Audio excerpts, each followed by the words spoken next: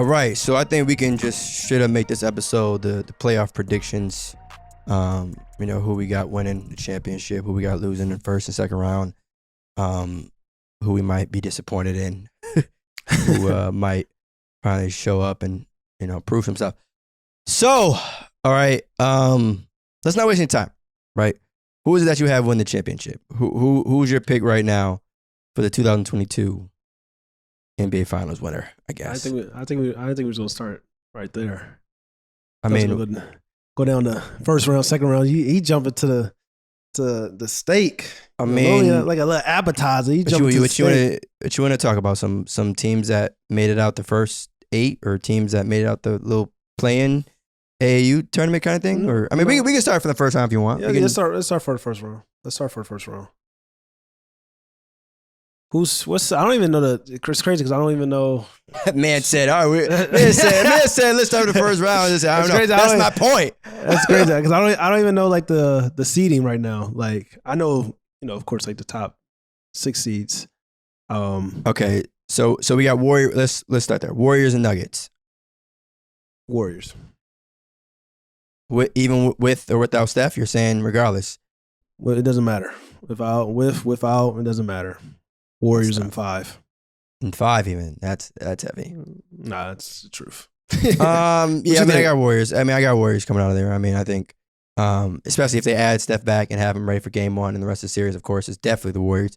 But I'm with you regardless. If he doesn't play though, that would mean that the Nuggets do have the best player in that series, which I mean, you know how it is come playoff time. If you have the best player, sometimes, that's a huge factor. But I like the way the Warriors are playing right now, so I'm gonna go with them. It's not a crazy, something crazy. No, definitely not. Best player with a bunch of role players in the playoffs is not ideal. Like I like Nikola Jokic, he's done it in the regular season, but we all know in the playoffs it's a different story. You need some stars, need like some players that can like at least average 17, 20 points per game. I don't think he got none of that on his roster, so like it's easy. Well, I mean, they made it this far. They made it to the 6th seed. Well, I mean, the same can be said on the flip side. I mean, once we start talking about teams that may get upset that have home court advantage, a case can be made that, well, it was a regular season. So if they are a 1 or 2 or 3 seed or whatever, it doesn't really matter. But in this situation, I think we're both in agreement that the Golden State Warriors are going to take out the Denver Nuggets in the first round. But I forgot, when did they hand out the MVP award? Maybe if Jokic doesn't get it during the playoffs, it's during the playoffs now. Maybe if Jokic doesn't get it, that'll add some more fuel to the fire, and who knows? Maybe he turned to a 40-12 kind of player come playoffs. Who knows? I believe he'll be, if he gets the MVP. I definitely believe he'll be accepting that award at home this year. Won't be like last year. At home, as in on the couch with the crib. Family. Okay, no, I was going to make sure. With the family, with the kids. I want to make sure you're not saying like at home at like Denver. back in Serbia, like back at the crib. That's tough. with the brothers, the family. That's most likely to happen. Just to be clear to everyone listening on this lovely episode, I'm a big fan of Nikola Jokic. Just to make sure, that gets said. These are all Mod takes. But just so we're on the I don't say nothing that's not true. Hey, by all means, you got it. By all means, that's not true. That Jokic fan base is nutty. That's fine. But yeah, congratulations to Jokic ahead of time if he does win MVP. But for the sake of this conversation, we're talking about winners of at least the first round. So we got that out the way. Warriors Nuggets was a 3-6 matchup. You got the Utah Jazz and you got the Dallas Mavericks. If Luka comes back, I have the Dallas Mavericks winning. But if Luka doesn't come back, or if he comes back, he's not like nowhere close to himself.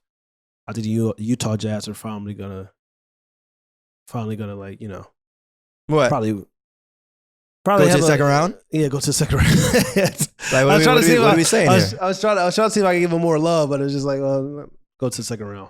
If they win, if they win that matchup, they're playing the Suns in the next round. So true.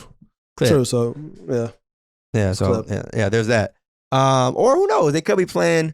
Who is it? The Clippers. And again, as it's recording, the Clippers. Who are they playing? Why is this in my mind? Pelicans. Pelicans. Oh, never mind. Then they're going to be playing the Suns. So who we got? All right. 2-7. Oh yeah, let's talk about it real quick. Yeah. We got the Grizzlies playing the Clippers. Excuse me, damn it, why I say the Clippers? I'm thinking Pat Bev still. I wish they was thinking playing the Pat Bev. Clippers. I wish they were playing the Clippers. They're playing the Minnesota Timberwolves. It'll be interesting. It'll be fun. I think it'll be an entertaining series. One can argue that the Minnesota Timberwolves probably should beat the Memphis Grizzlies because they got probably more guys that are probably higher up on the rankings when you think of the best players in the NBA. But team-wise, Memphis got a bunch of dogs, man. Like, their whole roster is just, like, full of guys. It's just, like, play hard, aggressive, don't really care if they're like, would do anything to win. Like, you know how the Minnesota Timberwolves have Patrick Beverley? Well, the Memphis Grizzlies got a whole bunch of Beverleys on their team. So it's just kind of like, I had to give the edge to Memphis Grizzlies. I say Memphis in 6. Probably Memphis in 6. Okay. Get it done. Hey, I think Memphis will take care of business. I don't know, man. Like, that trio of Ant, D'Lo, and Cat is very, very special.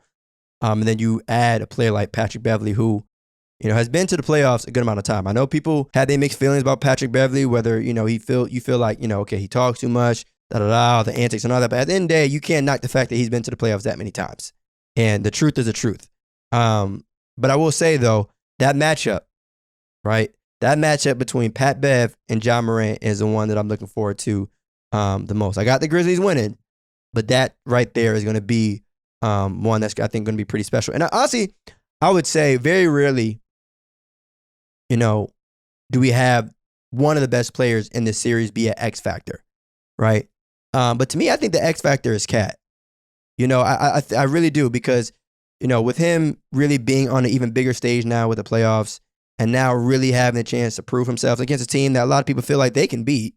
You know what I'm saying? That's what I'm saying. They should. Yeah, that's what I'm saying. I know. And his outing, I like, fortunately for him, the Timberwolves were able to win that game, the play-in game.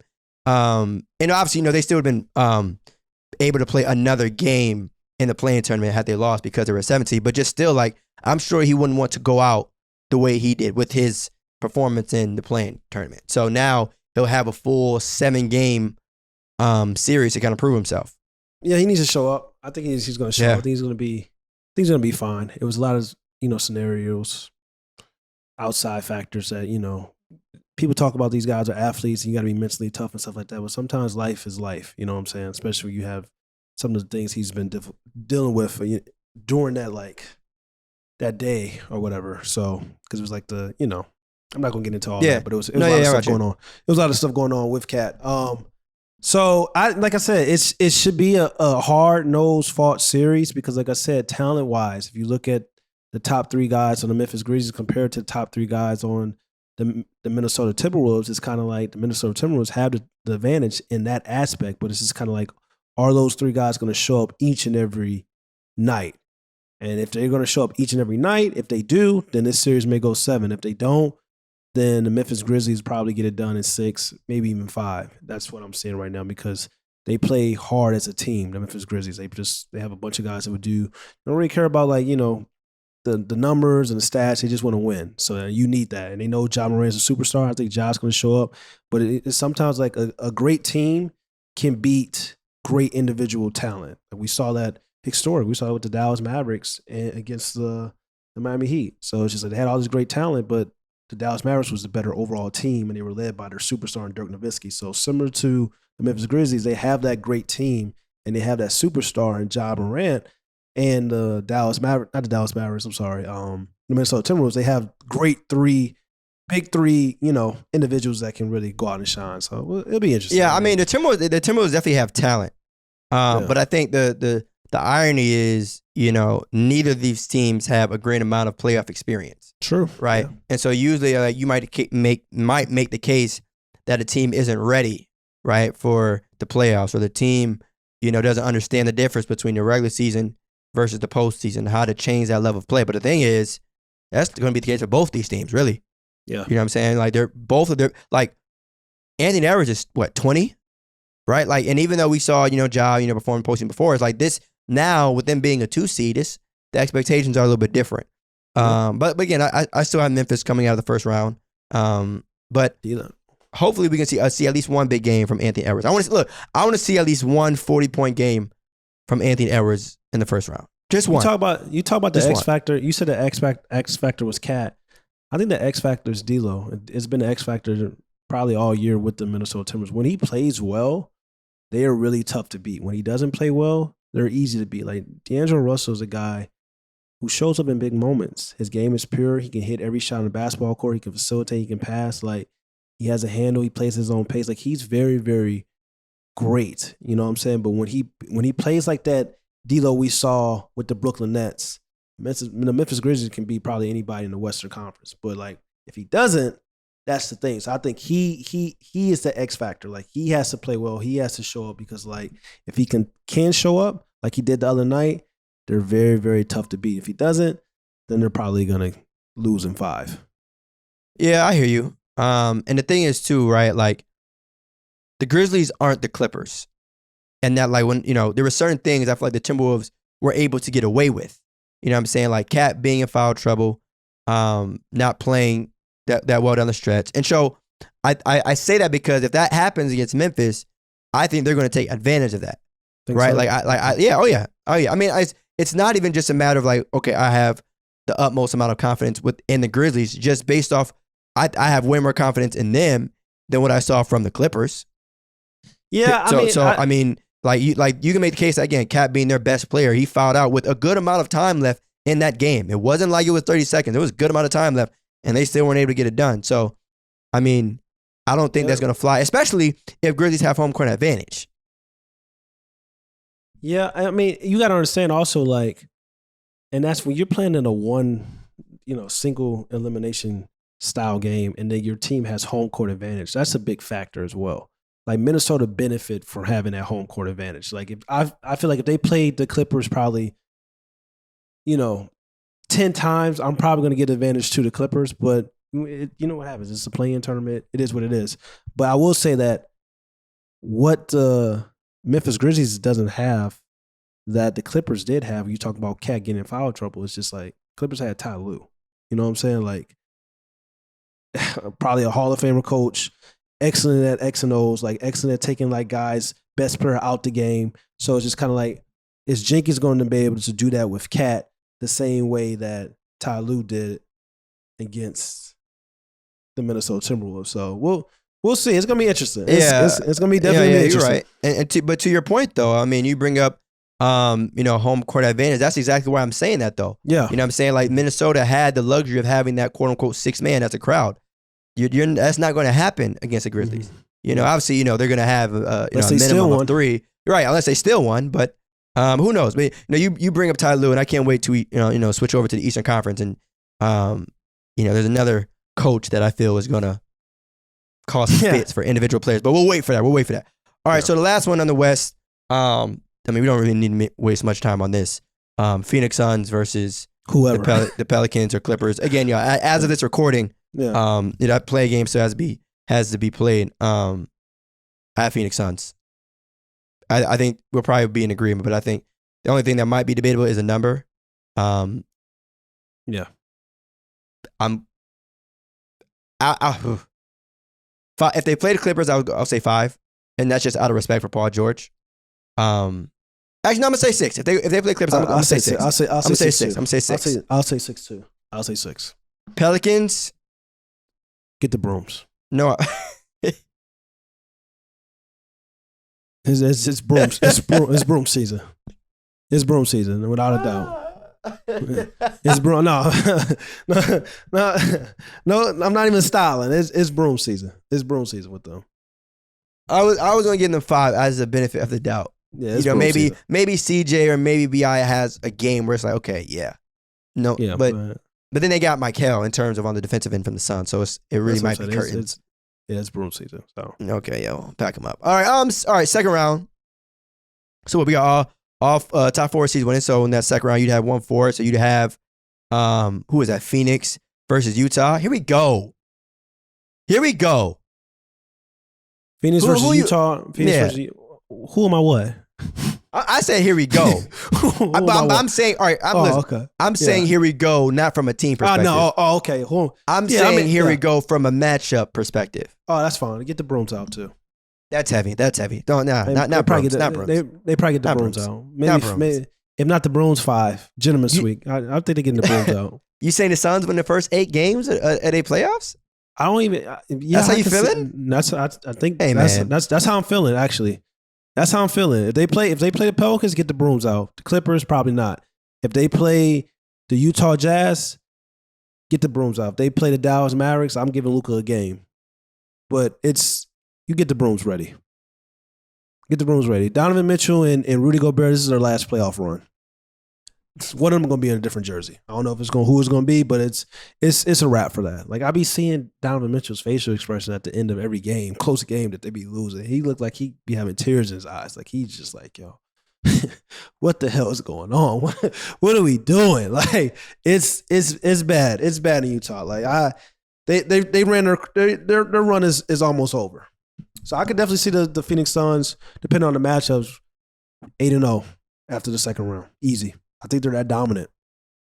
They're that dominant. They're that good. They're that balanced. Yeah, the last word that you mentioned, balance. And it sucks because the one-on-one matchup between Spada and Book, that's what I was looking forward to. And hopefully this is the year Spada, can take that team to the Western Conference Finals. Obviously, he would run into 2 straight, right? Great guards, great guys that can put the ball in the hoop in terms of Luka and then Book. He don't have no help. But that's exactly what I said the last word that you mentioned, balance. Yeah. You know what I'm saying? Like, Phoenix, okay, they're here. They're stacked. But, Utah, but I won't say sweep, though. I won't get crazy and say sweep. I'm going to say That's 6. I'm going to say 6 because I've seen what Donovan has done in the playoffs before. But then again, I've also seen what Book has done in the playoffs before. So, I'm going to say 6. Phoenix can go big. I think they can go small. They can go shooters. They can go, they got a lot of lineups. It can get active. They got a lot of lineups that it can get very, very scary. And when you're Donovan Mitchell and your second best player in the postseason is your 6th man, that can be hard. That can be challenging. Because it's just kind of like you almost have to like just go full on offense and start Jordan Clarkson, like and just go small. But it's just kind of they're probably not going to do that. It's just like they don't have like they're missing an elite. They're missing a guy like Brandon Ingram. You know what I'm saying? A guy like Chris Middleton. They're missing a player like that. A guy like Pascal Siakam. A player that can really demand attention and really can go out and get you on a nightly basis, 20 to 25 points, play defense, hit clutch shots. Say, you know what? Give me a break. Give me a break. You know what I'm saying? I'm tired. It's hard. That's and especially when you're a 6'3" guard like Donovan Mitchell. They don't have that in Utah. And that's what I'm saying. It's nasty. It's nasty. It's nasty. No, give me a break. It's hilarious. Yeah. It's like, guys, please. I know y'all see what I'm doing. And it's funny too. Like, I think we talk about joking, players, but we like, serious though. No, I'm not. I'm not joking. No, I'm I saying know what you mean. joking. You're laughing, but we're serious. Like I'm about to say. I'm definitely serious. Like, In fact, I say, don't let the laugh fool y'all. I'm dead. Yeah. And the thing is too, like when we talk about players like Jason Tatum, Devin Booker, like I feel like their buckets are a lot more calm. Like their buckets, when you watch them play, it's more like it's in the flow of the game. It's just, it's effortless. And Donovan is a bucket. Don't get me wrong. Donovan is definitely a bucket. But it looks like he has to work for all of his buckets, right? It looks like, okay, like he has to do it. It looks like, okay, if he doesn't do it, then the team is in trouble, right? Like Booker and Tatum don't have that facts. As a problem. You know what I mean? No, that's real. That's real. It's the same thing that we talk about with Damian Lillard. Like Dame had CJ. But I was gonna say when he had CJ, he was help him out, but still, it's just like even CJ was like, damn, like they needed a wing. They needed even CJ. It was like always. But that's a little different because they needed Yeah, but still, they still needed a wing. It's just kind of like Dame's buckets are always difficult.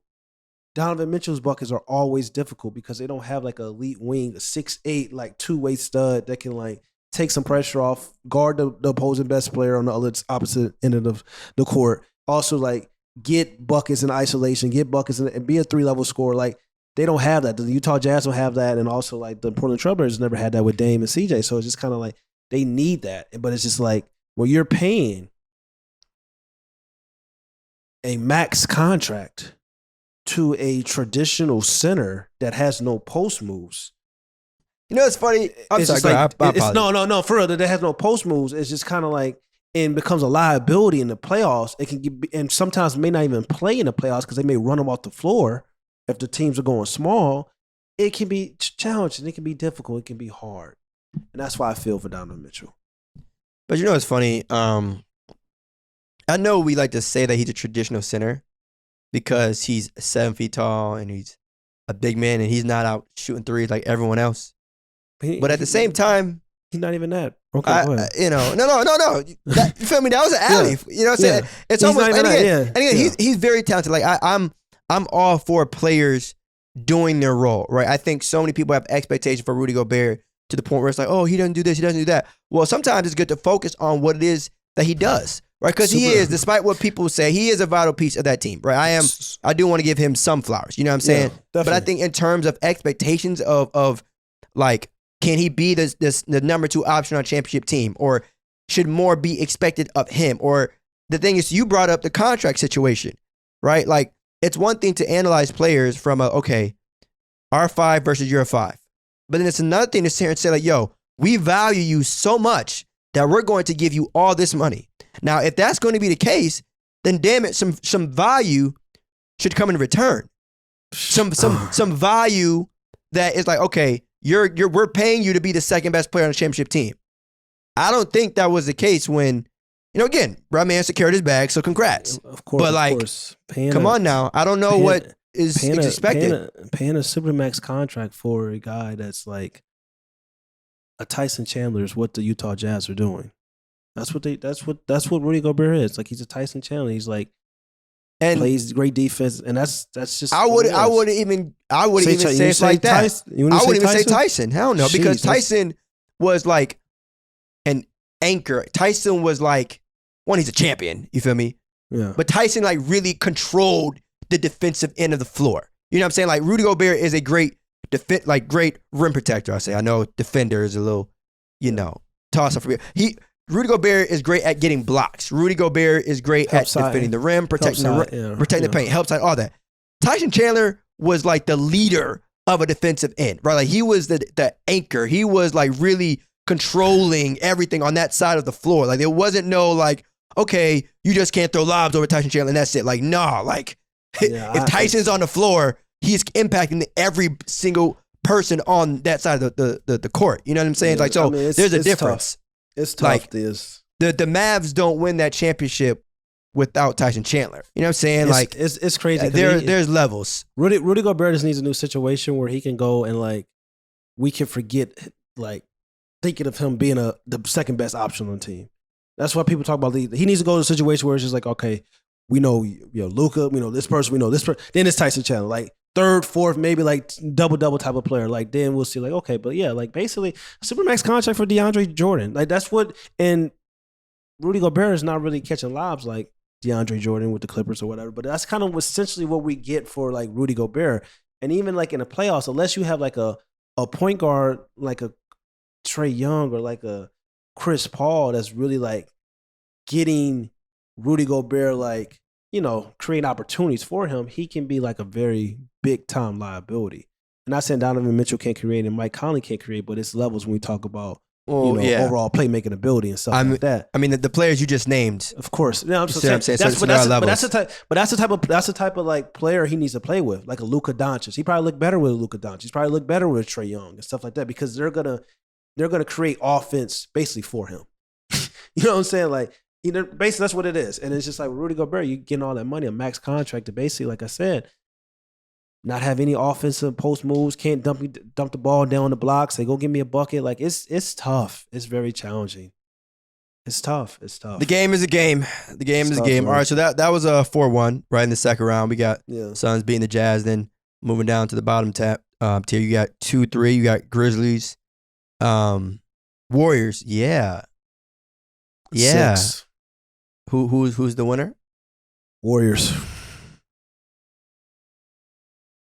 I got Warriors too. Ooh, I don't know, man.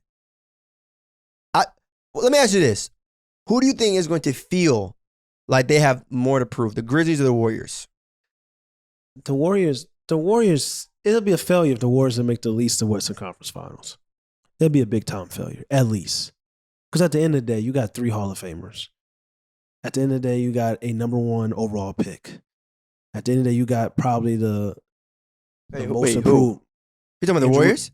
Andrew Wiggins. At the end of the day, you had probably the most improved player on your team in Jordan Poole. Like, they got players. Like, it would be a failure. Like, I understand that Memphis Grizzlies has a great team, but it goes like it's certain teams you can look at like the talent, like, yo, okay, we see, like, we talked about the Minnesota Timberwolves and we talked about like Ja Morant, like sometimes a great team can beat great talent. Well, a great team shouldn't beat all this damn great talent, especially when the Golden State Warriors have a great team as well. You know, so they got a great team and they got a lot of talent. So it's just like, get it done. No excuses. But let me tell you something, if Ja does do this, and he does beat like the Golden State Warriors, like it's tough. That's tough. That's very tough. It sounds like you want to say something after that, so I'm all ears. That's very tough. No, it sounded like you were getting ready to say something real active. I'm not ready to say that. It just sounded that way. You know what I'm saying? It just sounded that way. I'm gonna go Warriors. Damn. I'm gonna go Warriors because it's a 7-game series. Yeah. I'm gonna go Warriors because they're proven. I'm gonna go Warriors because Klay is back. I'm gonna go Warriors because it's a completely different team than they were last year. Right? Yeah. Like you add a more improved Jordan Poole. You add Klay Thompson. You add a healthy Draymond and all that. I know there's still some injury concerns about Stephen right now. But again, I can't take away from the fact that he is 2-time MVP. He's done it before, 3-time champ, all that. Experience does play a huge factor. But at the end of the day, I mean, they are playing a 2 seed. And they're going, look, to me, there's no excuses either way, right? Both teams should win or should feel like they can win. Whichever team loses should feel like it was a failure because at the end of the day, if you're the Grizzlies, regardless of age, you're still a 2 seed. Yeah, right? You're going to feel more like a failure, though. You already know. You're still a home court advantage. But, yeah, but I think there's going to be a lot of folks that feel like the Grizzlies ended up being all talk if they lose. You know, because, not to the Warriors. I don't think not to the Warriors. You mean? I think it'd be any other team if it was like they lost to like they lose to Minnesota Timberwolves or they lose to like the Denver Nuggets or something like that. I don't think so if they got upset, you're saying. Yeah, if they got upset, not to the Warriors. Like ain't nobody. I know the Memphis Grizzlies have a great regular season team and stuff like was great in the regular season, but ain't nobody probably going to be picking. Like they're going into as a 2 seed if they face the Golden State Warriors. They're going into that series as an underdog. Nobody's really like picking the Memphis Grizzlies to beat the Golden State Warriors, bro. I don't know, man. I mean, I hear you. Don't get me wrong, but there's going to be a couple. I mean, look, a part of this too is we're gonna have to wait to see how the first round plays out and how it plays. Yeah, so that's gonna right. It's just a prediction. We're just giving out predictions. We're just breaking it down. Of course, but I think that first round, especially to see how they play against the Timberwolves, how they react to 1 or 2 or even 3 losses in the first round, I think is gonna play a huge factor, and also to the Warriors. All right, let's see how they match up against the Nuggets. You're going to be coming off a team whose best player is a big man who isn't that athletic versus now playing against a team whose best player is literally the exact opposite. You know what I'm saying? A point guard that is extremely athletic. And so I think dealing with that, it's something that they're going to have to, worry about. But it's going to be an exciting series. I will say that. It's I think both teams, like there's going to be so many people in that series that have a lot to prove. Warriors feeling like, okay, people thought the dynasty run was over, but no, we're here to stay. True. The Grizzlies feeling like, yo, our time isn't in the future. Our time is now. Yeah. So somebody going to be disappointed. Yeah. I feel like this is like whoever wins this championship, especially in the West, well, whoever gets to the finals in the Western Conference, I just feel like it's a great opportunity. Because I look at the Eastern Conference, I feel like the East is kind of stacked. I feel like, we're going to break down who we think is in the Eastern Conference, but it's just like, we really don't. Like, that's one thing that we may have different opinions, who's going to win each round and stuff like that. But like, I feel like that round is just stacked. You know what I'm saying? I look at the West with all the injuries and everything that's going on. It's kind of like, this is your perfect time to get to the finals. If the Golden State Warriors, like, you looking like, yo, we ain't going through ain't no Kawhi probably. Ain't no like LeBron and AD. Like, are we gonna lose to some pups? You know what I'm saying? Like, are we gonna lose to the future, point guard, best point guard in the world, and John Morant? You know what I'm saying? Are we gonna lose to some babies, some kids? You know what I'm saying? Like, that's gonna be the mentality. Like, this is an opportunity. Like, we know we got to get to the Western Conference Finals, because if we get to the Western Conference Finals, then it's kind of like, all right, we playing the Phoenix Suns. Then it's like, okay, now let's go to work. You know what I'm saying? Who's the best in the West and stuff like that. But they should, the first round, it should be a wash. And I feel like even the second round, like, even if they play the Memphis Grizzlies, it should be a wash. Not as a wash, it's like they're going to sweep or nothing, but it should be like, I feel like they should comfortably win that series. That's just me, though. Yeah, no, I'm with you. I mean, you mentioned Western Conference Finals. You have Warriors. I have Warriors. So now, in the Western Conference Finals, you have the Phoenix Suns versus the Golden State Warriors. And the thing is, too, you brought up a good point about how this might be the one year where it's a easier road or less players to worry about. And so we talking about having something to prove. Same thing with the Suns. As great as they are, as great as they were last year, people felt like, okay, well, look at the road y'all had to take. Yeah, y'all may not have faced no damn body. Y'all had a lot of injuries. Or the team that y'all played had a lot of injuries. So now is a year where it's like, okay, you might have to be put through hell. You know what I'm saying? And so that's another team. Even though they just set a franchise record for wins, they're fresh off the finals, it might be that time for them. So that series, Suns, Warriors. I need it. Yeah. I need it. Am I going with Phoenix or Golden State? I'm going with Phoenix. I'm going with Phoenix. I'll go first. I'm going Phoenix. I told you this. Like, we did a podcast a long time ago. I said Phoenix is one of the 3 most complete / balanced teams in the NBA. And I told you, like, in that podcast, I said one of these 3 teams are going to the finals. And I believe that team is going to be the Phoenix Suns. That's just as simple as that. Devin Booker, that experience, it's also, it helps, like, they made it to the finals last year. And they going to be, like, they're afraid. They're not going to be, like, intimidated. Like, like, they made it. You know what I'm saying? Like, it's kind of like when the Golden State Warriors won. They won. So their first year was, like, a little rocky, stuff like that. But once you get over that hump, even though the Phoenix Suns didn't win, they've been there. You know what I'm saying? Like, they feel like they're supposed to go back. It's like they're not going to be intimidated by the Golden State Warriors. And then you got Devin Booker, you got Chris Paul, you got Mikal Bridges, you got Aiden. Like, they're very balanced. They're very, very balanced. And I just feel like, they're offensively and defensively, I feel like they're going to come out on top if they play the Golden State Warriors. Yeah. So in terms of the Western Conference Finals, right, if we're predicting this, if I had to choose a team to win a 7-game series between the Suns and the Warriors, I'm going to go with the Suns as well. And the only reason why is because the Warriors don't have the one thing that the Suns struggle with. And that's like a dominating big, right? Like I said this earlier, it's like as good as the Suns are last year and even now, they still, to me, didn't fix the one thing that prevented them from winning a championship. And that was figuring out a way to stop Giannis, right? Everything else, I think they're straight on. And, they match up well against the Warriors. They have depth, they have balance and all that. So if we're talking about just the Western Conference Finals, and I think this is, it's Book's time. I think this is a series where he lets the world know. Yeah, lets the world know that who the real MVP should have been. I think he did that in the finals already, even though they lost. I think he did that with those 40-point games. But even still, I think Chris Paul too. I know obviously we're talking a lot about either, like, when people nowadays, when they talk about the Suns, they're either talking about, Devin Booker, the Suns as a team, their overall record. Hell, Monty Williams. I've heard Mikal Bridges get a lot of love in terms of Defensive Player of the Year. But Chris Paul, you know what I'm saying? Like, that to me, his level of play is going to be a huge factor too. I need it.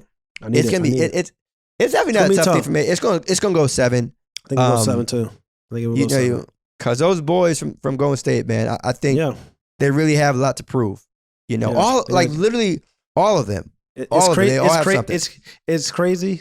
A dynasty, a team that's a dynasty having a chip on their shoulder, that can make them very dangerous as well. Because they can go into like, in their minds, it's like, yo, like the people counting us out. People said the dynasty was over. Klay Thompson, people said I wouldn't come back and be the same, type of player. Like Draymond Green, people counting him out. Andrew Wiggins, first All-Star season. Like people said, all these things about Andrew Wiggins. I always been, Andrew Wiggins is one of the coldest shot creators in the league. But he doesn't do this, he doesn't do that. Andrew Wiggins is one of the coldest shot creators in the league. That's it. Put him in the right team situation. We're seeing like, he's flourishing. He's now a two-way player. So it's just like they have a lot. Jordan Poole's here. Like they have a lot of like players that like, have a chips on their shoulder. Even Stephen Curry. I'm trying to go to the finals. I want a finals MVP. I already was ride one. Like I want to get to the finals and show like, I don't want to be no more nothing a doubt in anybody's mind about my legacy. It's crazy. It's kind of spooky that the Golden State Warriors probably have a chip on their shoulder, and that makes the league more excited. That makes this playoffs more exciting, and I'm very, very interested to see like what's going to happen. But I feel like when it's all said and done in the Western Conference Finals, if they match up with the Phoenix Suns, I have to give the edge to the Phoenix Suns because I just feel like they're more balanced, and because they have, like you said, you talked about they haven't fixed the problem in the finals that they had last year, which was stopping Giannis. But they got DeAndre Ayton, and I feel like, there's no post player other than Draymond Green on the Golden State Warriors. So that can be an opportunity that, where he can feast, where he can dominate. He can show that, you want your money, show up. You let a 6'6" power forward stop you, and you want a max contract, show up. You know what I'm saying? Like, that's going to be an opportunity for him as well. So it's going to be fun. Yeah. So I'm with you. So we got Phoenix making it to the NBA Finals again, back-to-back Western Conference champs, franchise record and for regular season wins and all that. So I guess congratulations in advance to them. All right. Eastern Conference. Agendas will get pushed this postseason, my good friend. In the East, especially in the East. Agendas are about to get pushed. Even in the first round. This is crazy. Oh, my goodness gracious. This is crazy. That's why I said, like, man, what happened in the first round of the Western Conference? All right, whatever. Yeah, that's what I'm saying. Like, this is where we at right now. Let's get every single series. Get to it. Let's start 1-8. All right, so we got Miami Heat at 1.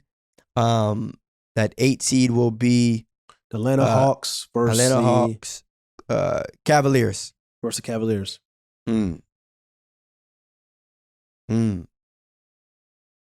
Miami's gonna win though. Yeah, but they better. They better. Yeah, they better. But Atlanta it goes 6. Cleveland it goes 5. Cleveland I think it goes 5. Jared Allen playing or not playing is a huge factor as well.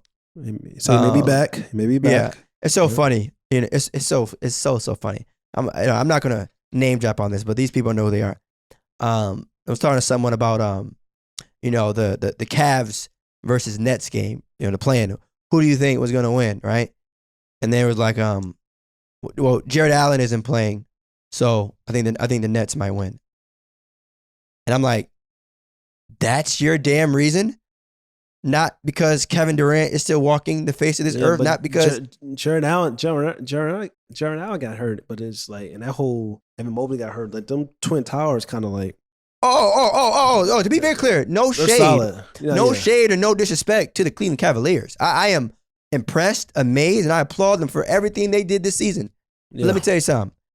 If the opposing team has Kevin Durant and Kyrie Irving on it, no shade to anybody.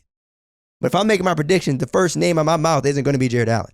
Yeah. It's going to be one team as Kevin Durant and NBA champion Kyrie Irving. So, but anyway, I just had to. 1-8. Yeah, I'm going to say Miami. If it's the Hawks, it goes 7 to me. Oh, but if it goes, see, that's an interesting dynamic too. Because to me, if it goes 6, I got Miami. But if it goes 7, yeah, that's what I'm saying. If it goes 7, if it 7-game series, all it takes is for one player to catch fire. That's what I'm saying. If they play the Hawks, it goes 7 to me. And the reason why I go 7 because you know how I feel about Trae Young. I watch Trae Young all the time. been watching him since Oklahoma. Like, this brother is cold, he's special because he can dominate a game without scoring well. You know what I'm saying? When you're watching that game against the Charlotte Hornets, he wasn't playing well, but he was dominating the game with his passing ability, getting brothers open and creating opportunities for other players. Like, that's so lethal. That's so hard to guard when you're talking about the opposing team, because it's just like, yo, we take the ball in his hands, but he can find the open man. They getting open threes. Like, it's serious. Right. You absolutely right. But let me tell you something. There is a difference between the 10th seeded Charlotte Hornets and the number 1 seed Miami Heat. Yeah, one of the best defensive teams. There is a reason why they are number 1. They got some dogs. Yeah. Right? Like they have multiple bodies that can be thrown at Trae. And obviously, you know, the Miami isn't afraid, and as well they shouldn't be. You know, one, you have home court. 2, you have players that have gone to the NBA Finals. Yeah. And so 3, they're playing 8 seed, but that's true. But I just feel like Trae Young is the best player in that series, like overall. So that's true. I'm with you on that. That's the reason why I would give him 7, but also because like I just seen like Trae Young has that like. Before I say this, I'm not saying he has like LeBron in him, and Luka has that too. Like they have that ability to like, yo, dominate scoring, dominate passing, and if they're on point with both, it gets really scary because they're truly unstoppable. You know what I'm saying? So that's why I feel like, yo, Trae, if you they take the ball out of his hands, they make Trae have an awful shooting night, and the Atlanta Hawks will still be in the game because he's that lethal of a passer. Same with LeBron James, same with Luka Doncic. So that's why I feel like, yo, like it'll be probably 7 if they play the Atlanta Hawks. I would say though, like even though the Hawks can be good with Trae playing poorly, right? Yeah. That can't happen against Miami, right? And in order for them to win, they're not like he can't have bad halves the way he did against Charlotte. Like those, like you know, what I'm saying? I'm not saying he got to be perfect, but that's not about to fly. No, I agree. Like, I agree. One game, you know, probably you play bad, but he got to be on point. He got to lead in scoring. He got to lead in assists. Then what he did in the regular season, he got to do that in the playoffs in this whole 7-game series. Yeah. If they want to make it to 7 games against Miami. Yeah. I definitely agree. Especially if you're talking like they got to get one on the road. Yeah. Right? Like he played like that at home. You know what I'm saying? And so, again, they won the game. They actually clapped the Hornets. Yeah. And he played that poorly in the first half. But it's the idea that like, yo, that's not going to fly against Miami Heat at home or on the road. So, but we both got Miami in the first round. Yeah, Miami in the first round. I should probably say 6. But like you said, if it gets 7, it gets scary. Definitely. It does. It gets scary. Any game 7 where you have a player that can shoot from 40 feet, it can get scary. Regardless of how many defensive guys that you might be able to throw him, it can get scary. Yeah. I'm still gonna go Miami 6. 2-7. 2-7. Oh yeah. Yeah. Agenda's getting written regardless. Boston Celtics versus the Brooklyn Nets. You know what? Boston has a better team. I don't think they're denying that with or without Robert Williams at this point, right? But the Brooklyn Nets have Kevin Durant and Kyrie Irving, man. And I know it's a lot to ask of those two individuals to just say, yo, go crazy. But damn it, if there was a tandem in this league that I am prepared to say that for, it's those two. And 2 most skilled players in the league. 2 most skilled players in the league, man. You got a 7-footer. I mean, I don't need to go down, their capabilities, but just like, hey, man, I know Boston fans want smoke. I know that. A lot of Boston fans want in Brooklyn for reasons that y'all might soon regret. Yeah, it ain't smart. All that lucky Kevin Durant. Kyrie Irving, this and the Boston Celtics. They want the smoke. You shall receive. You feel me? Don't let Kyrie go out and drop a 40 and then be mute after the post game. Because Kyrie, Kyrie probably one of like the most low key, calm, chill dudes in the league. He'll probably give you 40 and apologize type shit. But like it's gonna get to a point where, hey, he kind of warned us. It's like, don't forget who I am. And Boston fans, I know they want the revenge of beating a guy that promised that he would stay and then left. But hey, man, Kyrie Irving is still Kyrie Irving. And then to mention, the guy he's playing with is Kevin Durant. But Let's talk about Boston real quick. Your man, Jason Tatum. Saw what he's been able to do in the playoffs. But the thing is, the one play that, again, I feel is very similar to Chris Paul here that isn't getting talked about a lot is Jaylen Brown. We talk about Kyrie. We talk about KD. We talk about Jason Tatum. We even talk about Robert Williams' injury and how much that's going to play a factor. We talk about Marcus Smart being, a possible defensive player of the year. We talk about the entire Celtics team, right? And being one of the best defensive teams in the league. But Jaylen Brown, for whatever reason, is the one player, I feel, that's like flying under the radar here. And so if they win, I won't say he, might be the X factor, but they're obviously going to need him. But I'm trying to think of who I got. Brooklyn at 6. Let's cut the nonsense. Brooklyn at 6. You said cut the nonsense. No, because I was trying to work around the thought process of Brooklyn at 6. I agree with everything you probably said. Boston Celtics has a better team. Boston Celtics should win this series. They really should. Jason Tatum, to me, best young player in the game. Jaylen Brown, one of the best young players in the game. They have the best wing tandem in the league right now between the two. They have a defensive player of the year candidate, Marcus Smart. All three of those guys play two-way ball, guard, and score, Especially when we talk about Jaylen Brown and Jason Tatum, of course. Marcus Smart, Yes. But I feel like, they don't have Kevin Durant. That's what it sounds like you want to say. Because you just listed off everything, but now you're in it with a deep sigh. It's not even Kevin Durant. It's like more so that they better get this shit done. That's where I'm at with it. It's no excuses for the Brooklyn Nets. You come into the season, you're a title contender. We know all the ups and downs and the hurdles and stuff like that. They need to get it done. They need to get it done, especially if they're healthy, especially if they're right. I understand that they got Kevin Durant. I feel like Kevin Durant is the best player in the world. But I also feel like, Jason Tatum is arriving, and he's accelerated very fast. And it's just kind of like, this would be an awesome moment for Jason Tatum to be like, I'm here. Like, I'm the best player in the Eastern Conference. This would be an incredible moment for him to, make that example, make that statement. So it's just kind of like I look at it this way. I see we got the present. We got Kevin Durant. We got, the Yoda. And then we got Jason Tatum, the protege. You know what I'm saying? The guy that's probably going to take his mantle. So I'm going to give it to Brooklyn Nets in 7 out of respect for Kevin Durant and Kyrie Irving. But I really want to pick the Boston Celtics. But I'm going to give it to Kevin Durant and Kyrie Irving. Also, Ben Simmons is also expected to be returning this series as well. So, and that's going to help. That played 0 in my opinion and analysis of this series. That played 0. All right, man. Only, and honestly, it doesn't have anything to do from an X's and O's standpoint. Yeah. Is Ben Simmons talented? Sure. Is he a great player? Sure. Is he a great defender? Sure.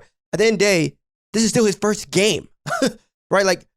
At the end of the day, his first game with a new team in the playoffs.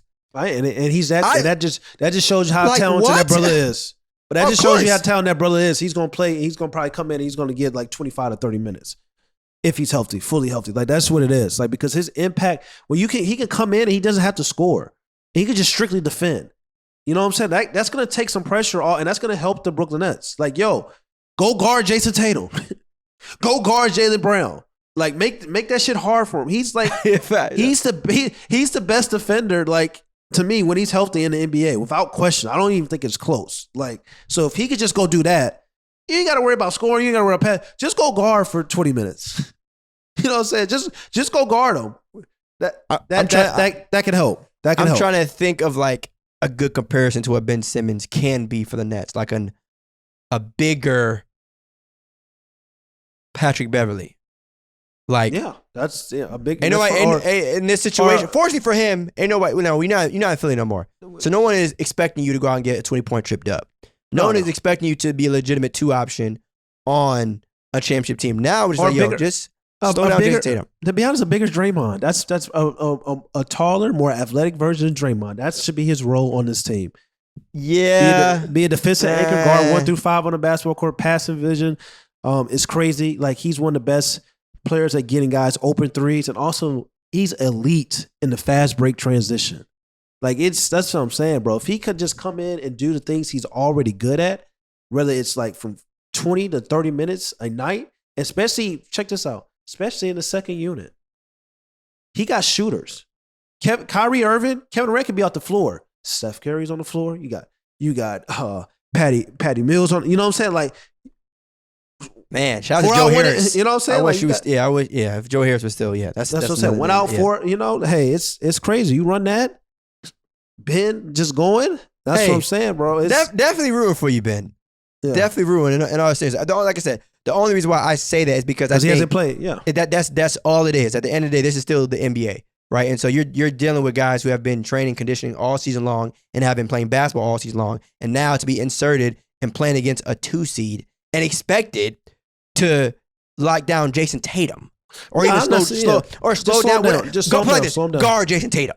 Either way, that's a tough task for anybody. Yeah. Ben Simmons be damned. Tough. That's a very challenging task to do, especially considering the expectation that he's had before. It's like, and it ain't even like you about to be inserted. You play 12 minutes. You guard the 4th best player on the team, and then you just coast. Yeah. Yo, if you don't mind, in this first round matchup, even though we the 7th seed and we got championship expectations, can you please guard a guy that has had 50 points this season? Thanks. That's tough to do. That's definitely tough. Definitely tough to do. But like, that's just the playoffs. Like, that's what they need. That's his role, man. Don't worry about. Don't even look at the rim. Just guard. Just guard. Yeah. Facts. Yeah, I think guard. Everyone in that organization just sit him down like, yo, we not expecting you to do too much, except for guard. What are you good at? What is your best attribute? Just guard. Just guard. That's it. Just guard. But if I'm Kevin Durant, hey man, don't worry about anything that happened in the past. Right? What happened in Philly? It's clip. Whatever. Let's move on. Guard. Okay, you see that man over there? You see Kyrie Irving? He gonna score. You see me? Slide 30. You just slow down Jason Tatum or Jaylen Brown. Everything else, we Gucci. That's the game plan. Yeah. He don't really need to be a third option. He don't really need to be the third scoring option. He should just be. We talk about who he needs to play like. He need to play like somebody on his team. Bruce. Like, just be a cutter. Just cut. Just make open plays. Just go rebound. Play hard. If you were talking about the offensive side, sure. But that's what I'm saying. Cut it. Like, just play hard. Yeah. Just play hard. That's what I'm saying. Offensively, like, if you want to get involved offensively, just cut. Fast break transition. Just go. Just put your head down. Halfback drive. That's it. You know what I'm saying? So I think it's gonna 7 for Brooklyn Nets. But I really want to pick Boston. Like, I really do. But I'm going with Brooklyn Nets. So that's right, man. That just means your Tatum to LA agenda gets pushed a lot sooner. That's fine, man. Yeah, there we go. If he got to lose for the next 3 years in the first round, I don't care. Hey, man. It's whatever. Hey man, sacrifices got to be made. Sacrifices got to be made. It is what it is. All right, moving along. We got 3 Milwaukee versus Chicago. I know you feel that one of these teams ducked, but it's Milwaukee. Yeah, Yeah. No, it's Milwaukee. I give DeMar 1. Sure. He needs to just all DeMar needs to do is just show up and play well. Who the hell is stopping Giannis? Yeah. Yeah, he needs. That's what it comes out to. They're gonna have Alex Caruso in hell. Alex gonna be trying to guard Giannis. He gonna be trying to guard Drew Holiday. He gonna be trying to guard Chris Middleton. Like, Alex gonna be like, damn, I need a asthma pump on the sideline because nobody on their team play defense except for him right now. Lonzo out. Lonzo gone. Like, he might average 40 that series in 3 quarters. But I know DeMar had early MVP votes earlier in the year, of course. Shout out to him and that team for starting off the season well, starting off the season hot. I know things kind of fizzled down and stuff like that, similar to Cleveland. But yeah, man, I mean, it's Milwaukee.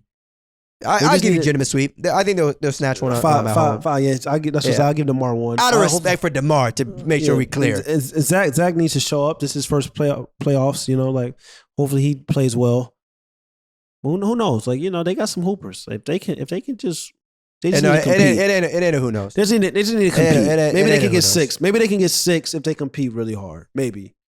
And sometimes when you're gonna beat a team, it's one of those things like we know we're gonna whip your ass. It's just how many games. It's just how they feel. But it's a playoff. That's a dangerous game to play. But yeah.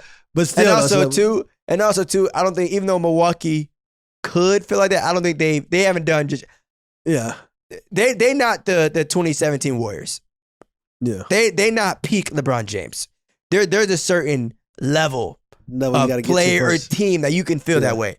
They ain't good. Yeah, they can they can win a championship, but they not good enough where they can walk into an arena like, all right, we're gonna smack them by 25 or 15. And hell no. Pump the brakes. It goes back to was it the 2017? What year was the Clippers and the Warriors was kind of competitive in the first round? People were talking about the Clippers. Good times.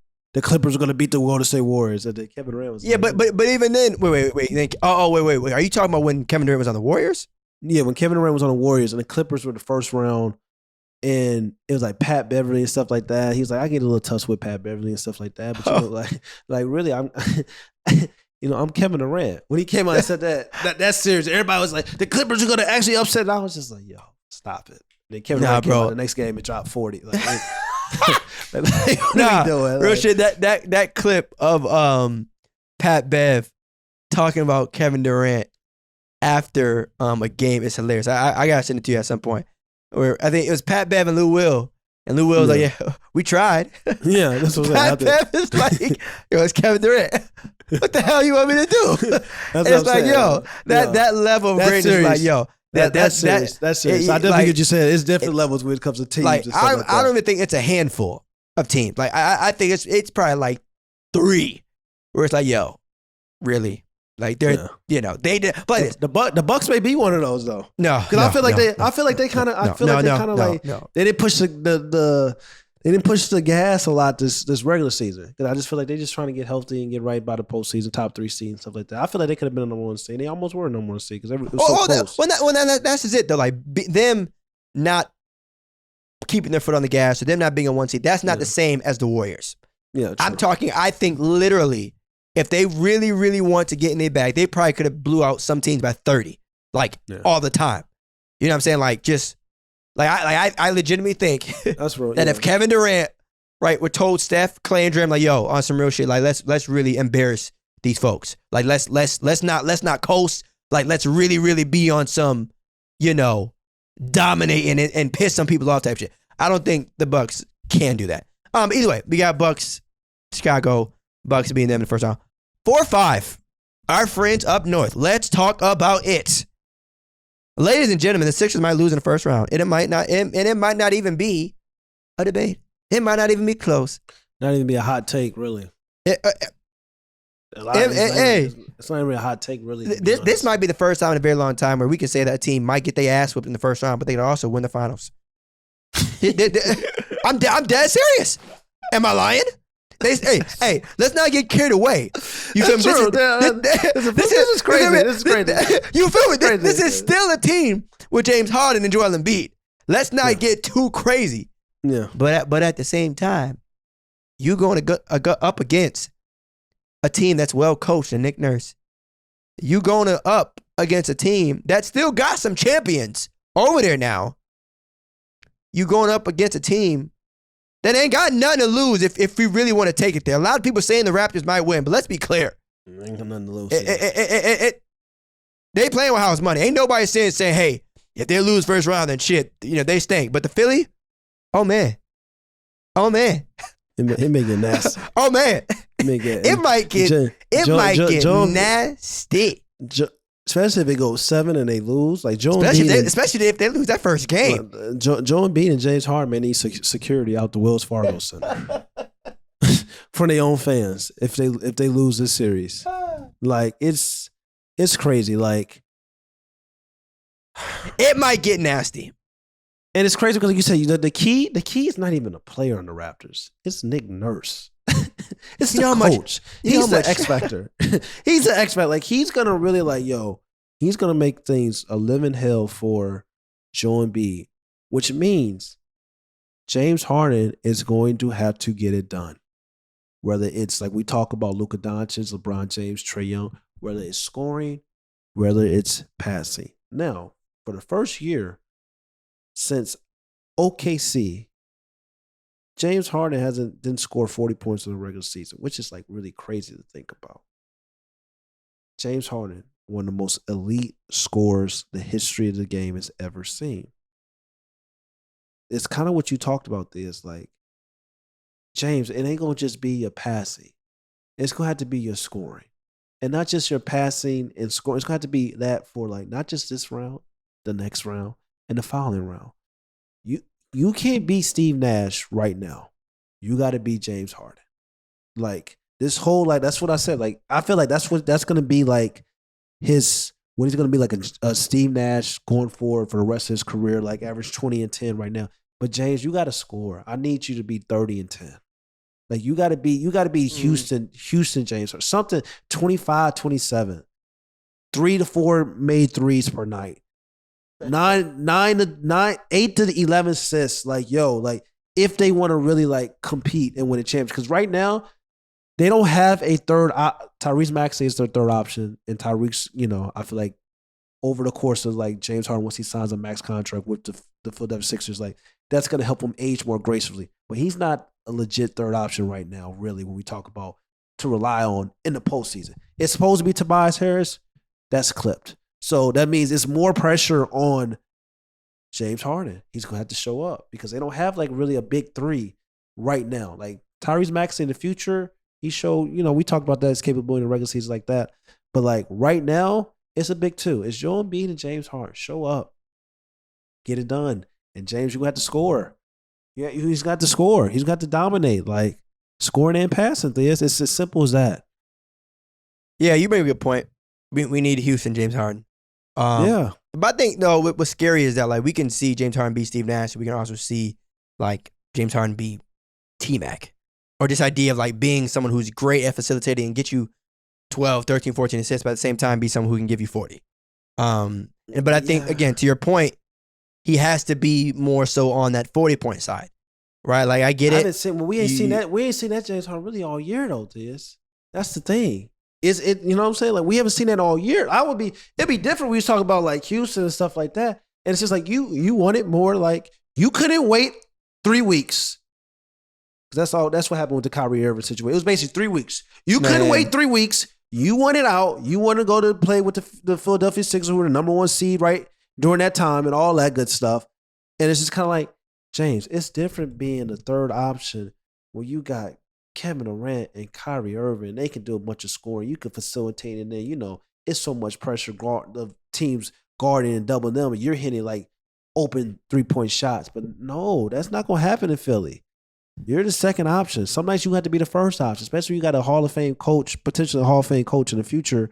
Nick Nurse is continue to do what he does. Oh, I thought you were talking about Doc Rivers. I didn't even bring that up. Just get it done. I didn't even bring that up. Just get it done. Hey, man, everybody on Philly got expectations. Everybody on Philly. Nick Nurse has Hall of Fame coaching potential. Like, he's that good, bro. They talking about he going to the Lakers and all that. But it's opportunity one to see how that situation with the Lakers was handled. Why in the hell would you go? Yeah. Would I want? It's fine. Outside of the weather, you make that change from Toronto, lovely city. You know what I'm saying? Lovely place to be and all that.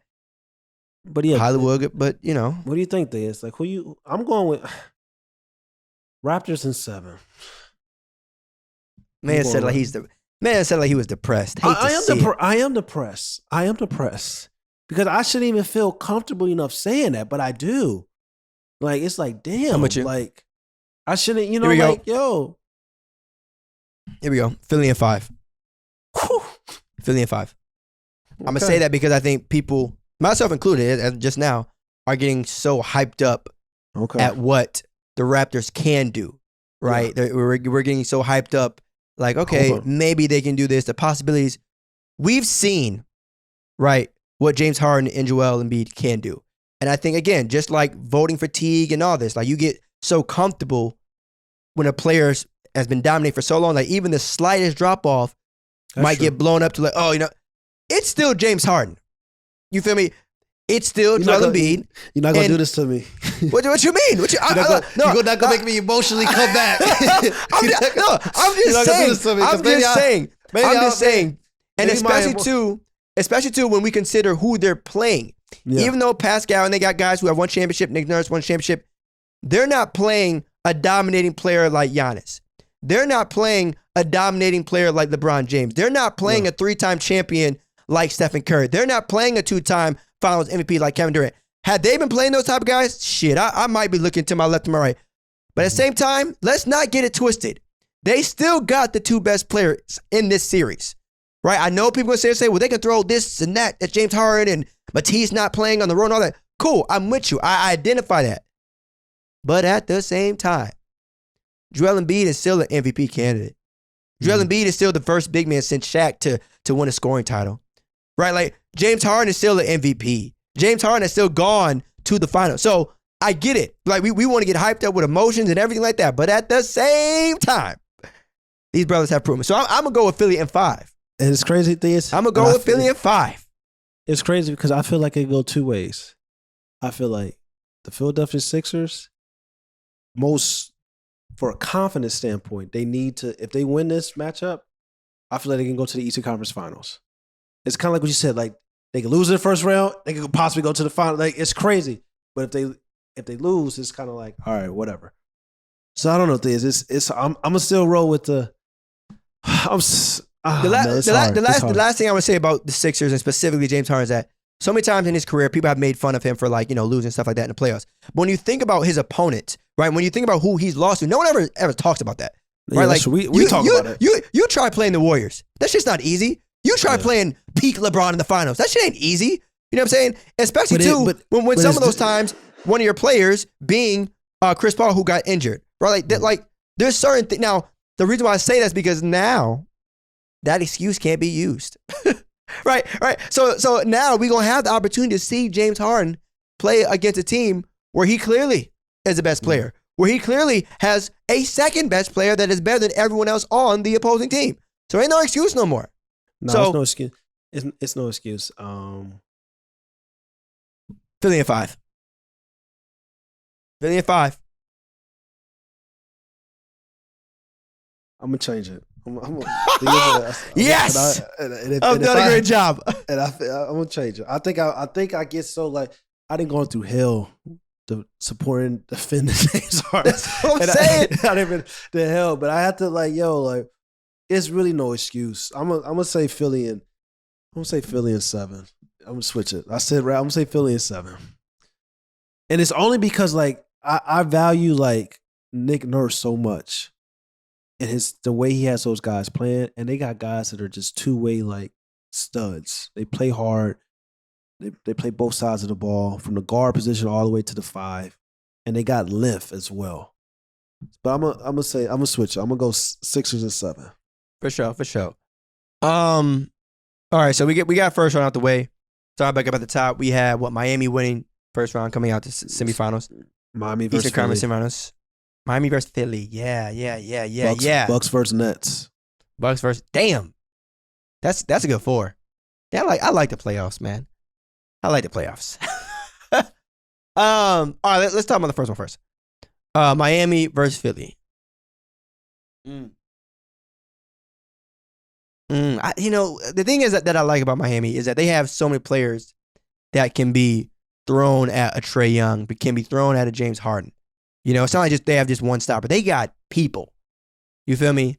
And then you talk about Bam, the potential matchup with him and Embiid. That's a tough one. Let's go Miami. Because I think that series is going to come down to heart. I think that series isn't just going to be about talent. I think that series is going to come down to who wants it more. And we know Miami got some dogs. Miami got a lot of guys that still feel like they got some shit to prove. So the real dogs. The real dogs. We talk about Memphis and stuff like that. We talk about Pat Bev. Real dogs, real culture.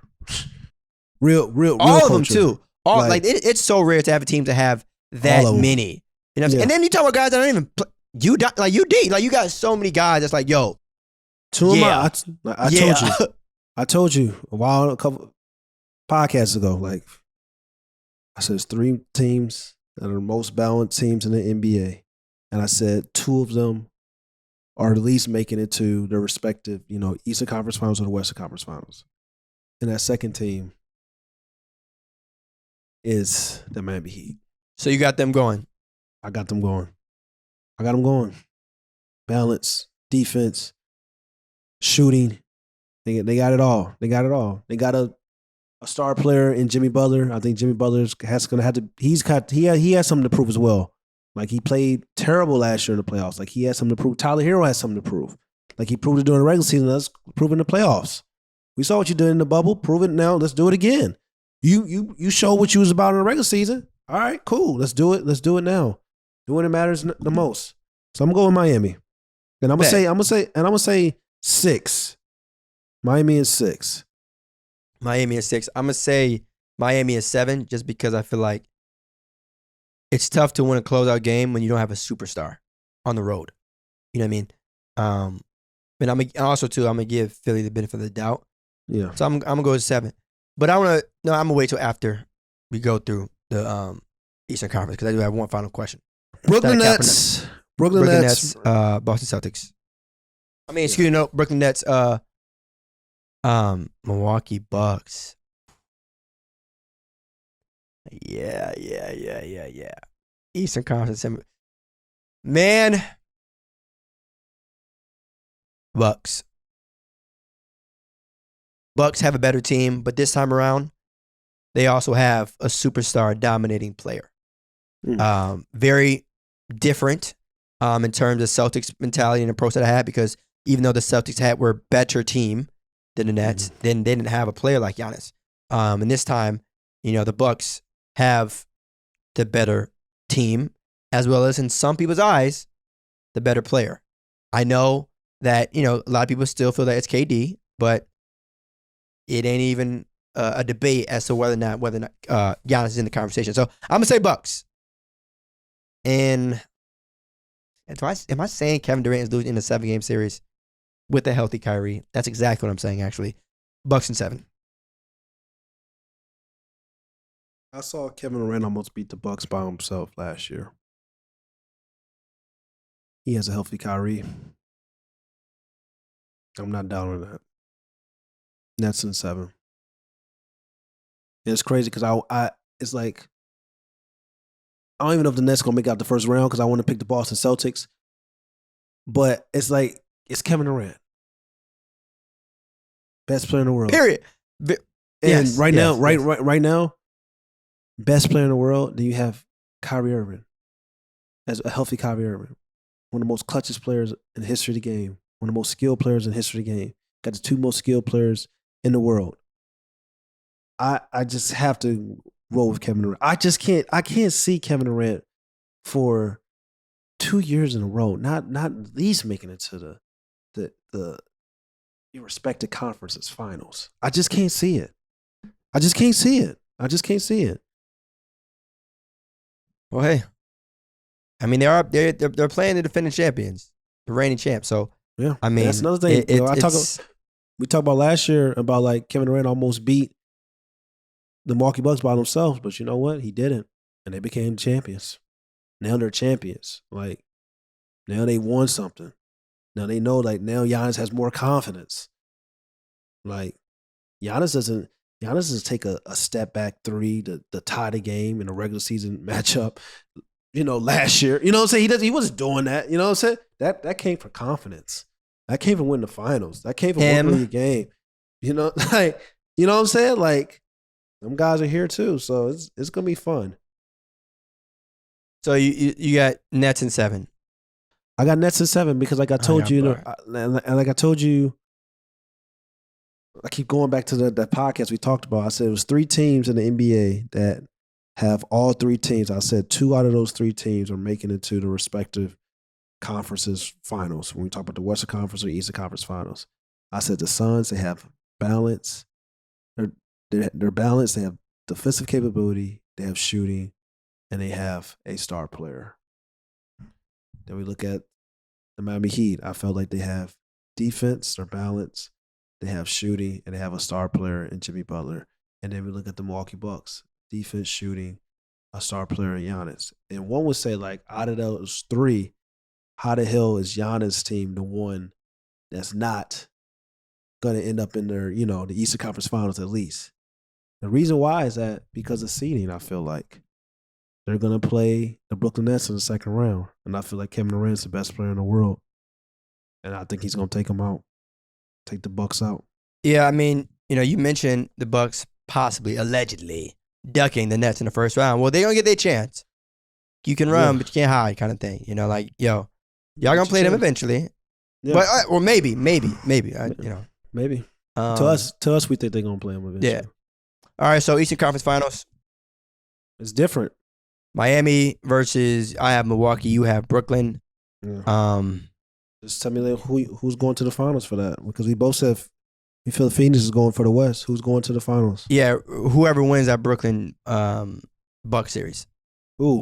In 6. No, I'm saying I have the Bucks beating Miami Heat in 6 games. But if Brooklyn were to win and beat the Bucks, but like this, that matchup between the Bucks and the Nets in the second round, that's the Eastern Conference Finals to me. The winner of that goes to the finals. Respect it.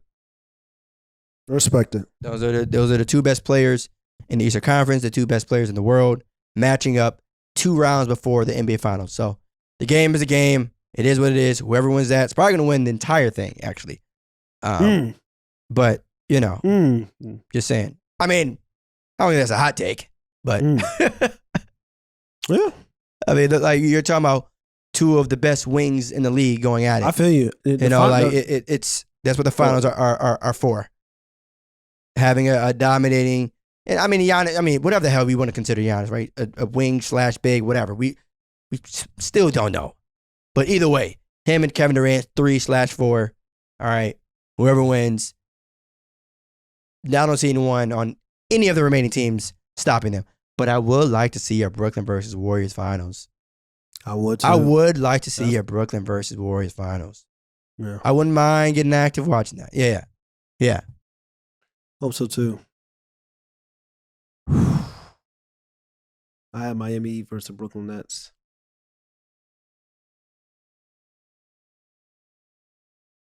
Brooklyn is 7 versus Miami. I think it's gonna be a dogfight. I think every series, Brooklyn may be the first team to go 7 all the way to the championship, all the way up. 7 first round, 7 second round, 7 in the Eastern Conference Finals. Like I'm going with Brooklyn. And don't forget too, to your point, I mean, if Ben Simmons comes back, by then, you talking about Eastern Conference Finals in the finals, then hopefully some sort of chemistry and consistency will have been built by then. Right? My energy towards him playing the Celtics in the first round was just that it's the first round, it's your first game back. So just naturally you can't expect anything wild to a person's first game. But after a while, we talking about a month or 2 if they make the finals. Yeah. By then, all right, you hip to everything that's going on. So that's another component that can be added. But just like that, NBA Finals, we may have a rematch of the Suns and Bucks.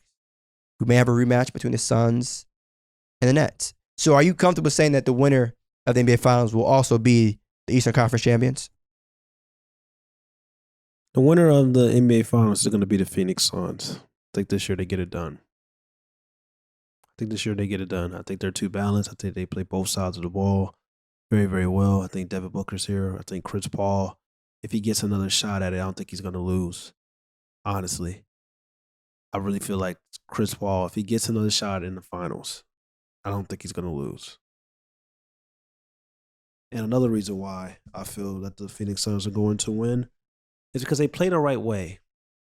And it'll be refreshing for a team that doesn't rely on heavy isolation, doesn't rely on analytics and threes and just fast break opportunities and layups. They play the right way. They take what the defense is giving them. And that's what I love about the Phoenix Suns. And it would be refreshing to see an NBA champion that plays the game of basketball the right way. And the reason why they've been dominant so much is that they've been playing the right way. It's not heavy relied on threes, not heavy relied on fast break transition opportunities. They take what the defense is giving us, a half-court style offense that they love to run, and they're very dominant in the half court. and they have they run sets, they run plays, like they play the right way. That's why I'm gonna give the edge to the Phoenix Suns. And that's why I think they're gonna be your 2022 NBA champions. Well, that's cool. That all sounds nice, and it's all true for the record. Crazy things, I don't even disagree with 99% of what you just said. No. Chris Paul definitely deserves a ring. Would be good to have him. Phoenix Suns, very balanced team. Have a great player that should be considered for an MVP consideration. Hopefully they have the coach of the year. Set a franchise record for regular season wins, all that. But at the end of the day, they don't have Giannis. At the end of the day, they don't have Kevin Durant. And like I said, the only thing that I felt that they either should have done or that would take them to the next level would be finding a way or a method or a player or whatever to stop Giannis. Because think about it. They had a fantastic regular season last year, right? Regardless of if you feel like, okay, they had an easy road to get there, whatever. They still had a fantastic season. Yeah. And so if you make it to the finals and you lose because of a reason, and then you follow up the next season having another great season, but you haven't done anything really to change it, I don't see a reason why I would change my opinion. Devin Booker last year was still great. He's great this season. The Suns last year were great. They're still great this year. Nothing has been done for me to feel like, and again, people will take that and spin it as if it's like, the Suns' time is now. No, I'm not saying that at all. I'm just saying, has the question been addressed? Has the reason why you lost, has that been addressed? I don't care about regular season wins at this point. Yeah. Can you stop Giannis? Is there a plan in place? Is there a player that I don't know about that can confidently say, you know what? Yeah, we good. I agree. I don't know about, is Kawhi walking through those doors? Yeah. Is there someone else that I'm missing? Yeah. And the crazy thing is too, the Suns, they have good defenders, right? Like they have Chris Paul, they have Mikal Bridges, they have Jay Crowder, they have good defense. They just cannot stop Giannis, and that is all that matters, right? That's Your true. regular season doesn't matter. It doesn't matter if you have good defenders. It doesn't matter how talented Devin Booker is. Can you stop Giannis? If the answer to that question is no, everything else could be a yes. Everything else you can check that list off. But if that's the glaring one. And my rebuttal to that is that they don't have to worry about stopping Giannis because he's not going to be there. Okay, fine. Well, guess who's going to be? Kevin Durant. So, yeah, but you talk about like Kevin Durant. It's kind of like, it's not really necessarily about stopping Kevin Durant. It's about containing him. They have nothing they can do to contain Giannis. When I mean contain Kevin Durant, like you blitz Kevin Durant, and if this other team he passes the ball and they making shots, and you live with that. They have nothing to stop Giannis. You know what I'm saying? That's what I'm saying. So that's how I'm looking at that. And I'm looking like, of course it's Kevin Durant, best player in the world, but it's just like, you can contain Kevin Durant by just blitzing. Like you can't. There's nothing you can do to stop Giannis. Because even if you try to he can get in the post. He can get busy in the post. You know what I'm saying? Like he can get busy on the fast break transition. It's nothing you can do. So that's what I'm saying. I don't feel like they're gonna have to worry about anything because he's not gonna be there. I think that Kevin Durant, the best player in the world, is gonna knock Giannis off. That's how I feel. Or I feel like a team that has the personnel and the formula and the philosophy is the Miami Heat. They're gonna stop Giannis. That's exactly where I was getting ready to stop you. I was like, what you really mean to say is there's nothing that the Suns can do to make sure we clear. It ain't just like, there's nothing that you can do to stop Giannis. There's something that the Suns can do. It's only one team in the NBA, really two, that I feel can make Giannis not even necessarily stop him because Giannis is a top 5 most difficult cover in the NBA right now, even with his little flaws. But it's only 2 teams that I really feel that have the personnel that can make his life difficult. And that is the Toronto Raptors with Nick Nurse. And that is also, I feel like, the Miami Heat. Can I throw another team in there and let me know what you think? Boston. The Boston Celtics? Yeah. Nah, I don't think so. Nah. I don't think so. But I 2.5, I respect it. 2.5 because they got a great defensive philosophy. But like I said, I really feel like it's the Toronto Raptors with their length, their size, and then you got the Miami Heat. That's why I feel like you talk about like, whoever wins like the Eastern Conference Finals between the Eastern Conference matchup between the Milwaukee Bucks and the Brooklyn Nets is going to the finals. I feel like, if Kevin Durant don't stop Giannis, I feel like the Miami Heat gonna stop Giannis. So that's how I'm looking at it. I feel like because if But you know what? like this, if the Bucks get to the finals and they're playing, it's a reason why I don't have the Bucks in the finals because like I feel like Kevin Durant's the best player in the world. I feel like he's gonna get it done. He's gonna have to get it done, or they're gonna run up against like the Miami Heat. I feel like the Miami Heat can make things very difficult for Giannis. That's kind of like Giannis' kryptonite in a way. But if Giannis gets to the finals. I don't know about that anymore. He kind of shut that down. I said in a way, but it's just like it's 1-1 right now. It's even. It's this will be the trilogy if they match up. So, but like I said, if he gets to the finals against the Bucks, the Milwaukee Bucks and the Phoenix Suns, if it's a rematch, I'm not picking the Suns to win it. Only ways I'm picking the Suns if they play in the Brooklyn Nets or the Miami Heat. I'm not picking them. They pick if the Milwaukee Bucks make it to the finals. Best believe we'll be talking about like I'll be dealing with a lot of stress, but I'll be had to sit up here and come on this damn podcast and say that you know what, goddamn, Giannis is top 10 player of all time. That's what's gonna happen. That's what I'll be saying. I told you. I'll be checking my teeth this being like, God dang, Giannis is the top 10 player of all time. And dropping the mic. But I respect it because you'll be willing to admit it. You know me, truth teller. No, I'm saying there's gonna be a lot of people that are waiting to just have. Some people probably already got excuses lined up.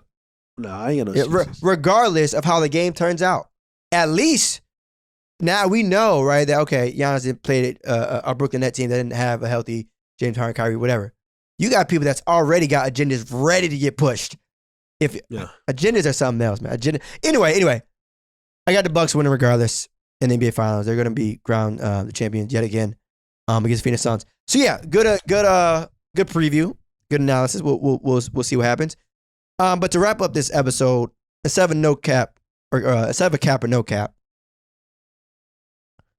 I want to talk to you or ask you a question. We can't even get out of here. No, this doesn't got to be a long segment. I just need a name. I just need a name. Who has the most to prove this offseason? Excuse me. Who has the most to prove this postseason? What NBA player has the most to prove this offseason?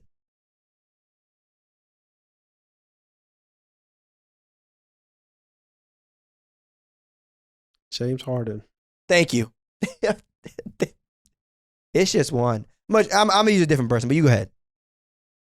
James Harden. I mean, it's nothing. It's as simple as that. He was on a championship caliber team. Want to go to another championship caliber team. It's kind of like you got what you want. Show up. There's the fact that I'm sitting up like having a damn episode thinking about picking the Raptors over the Sixers in the first round because I'm concerned about what I've been seeing with James Harden all year. It's just like, yo, that says what it needs to say. Like, yo, like. He may not have nothing to prove when we talk about like, yo, his legacy for us, like being a first ballot Hall of Famer, being a top 10 offensive talent of all time, being one of the purest scorers the game's ever seen to him. And he has every right to feel that way. But when we talk about on the court, we talk about like going to war, we talk about winning championships or competing for championships and being like that dude and having big playoff moments. He has something to prove. So, James Harden. All right. What NBA player has the most to prove this postseason? I'm going to say Jason Tatum. I think at some point we have to acknowledge and address where Jason Tatum is in the grand scheme of things in terms of rankings, tiers, all that. Okay? Because even though I know, let's say the Celtics, don't win in the first round, naturally the excuse is going to be, well, they play the Nets. All right, cool. But at what point do we hold players again? And Tatum has done a phenomenal job. He's had a phenomenal career so far, right? But at what point do we sit here and say, all right, he belongs in this category. So because he's in this category, I'm going to hold him accountable and he should get out the first round. Is Jason Tatum a top 10 player in the league? Is he top 20? Is he arguably the best player in the East outside of Kevin Durant and Giannis? What is he? And so again, we talk about the age, right, between him and Jaylen Brown. To me, I'm not waiting another year. I'm good. You got 2C, you got home court advantage, you got a good ball club. It's now. That to me. I mean, you went with James Harden, but Yeah, true. I mean, the real answer is James Harden, but I don't want to give the same. No, answer, I feel you. but I respect the Jason Tatum. I respect it. I don't think it's. I think it's way other guys in the league in the playoffs that got way more pressure than Jason Tatum, but I respect it. Even his counterpart when people talk about when we always compare like who's the best young player in the league. I mean, Luka Doncic. If Luka Doncic can't, if he's healthy, he can't make it out the first. That's a very good one. Then against the Utah Jazz, then like I think that's a more like has something to prove more so than Jason Tatum. To be honest, I'm with you. Even we talk about James Harden, even Joel Embiid. Joel Embiid got cooked last year in the semifinals. I know he was hurt, but like Trae Young was clearly the best player in that series without even a question. So like even Joel Embiid, like yo, can you make it at least to the Eastern Conference Finals as the best player on your team? So that's what I'm saying. I think it's a few other guys that got like way, a little bit way more something to prove than Jason Tatum right now. But I respect it. I'm not mad at it. But it's like that, y'all. Obviously playoffs. Getting ready to start up. Enjoy these playoffs. It gets fun.